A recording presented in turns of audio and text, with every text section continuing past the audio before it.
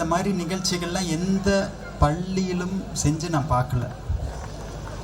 உண்மையிலேயே 5 நாள் இங்கே இப்படி ஒரு நிகழ்ச்சிகள் இவங்க பண்ணியிருக்கிறாங்கங்கிறது மிகப்பெரிய ஒரு ஆச்சரியமான விஷயம். நான் நியூரோ சயின்டிஸ்ட் கிடையாது, ஆனால் நான் உறுதியாக சொல்கிறேன், இந்த பள்ளியிலிருந்து வரக்கூடிய மாணவர்கள் அவங்க 20 வயசு இருக்கும்போது அதோட பிரபாவம் அவ்வளோ சிறப்பாக தெரியும்.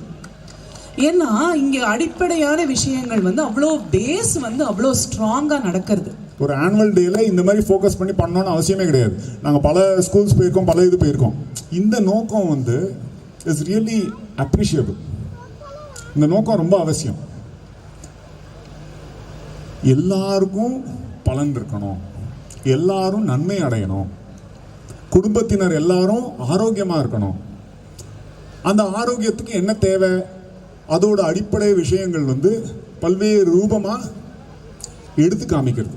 And Aurobindo Vidyalaya, our second home.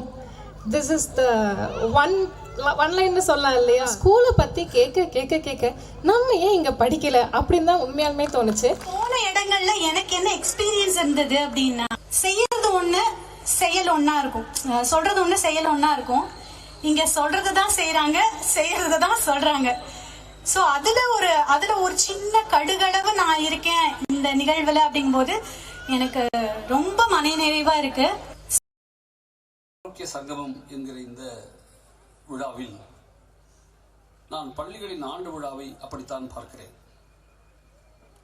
ஒரு குழந்தை வகுப்பில் எத்தனை மதிப்பெண் எடுக்கிறது என்று தெரிந்து கொள்வதற்கு, அசஸ் பண்ணுவதற்கு சில சிஸ்டம் இருக்கு. ஆனால் அந்த குழந்தையில் இருக்கிற பல்வேறு விதமான ஆற்றல் திறமைகள் எப்படி வெளிப்படும் என்று தெரிந்து கொள்வதற்கு இத்தகைய ஆண்டு விழாக்கள் தான் நமக்கு இருக்கிற ஒரே வாய்ப்பு. மணி நீரும் மண்ணும் மலையும் அணிநிழற்காடும் உடையது அறன்னு சொல்வார் வள்ளுவர்.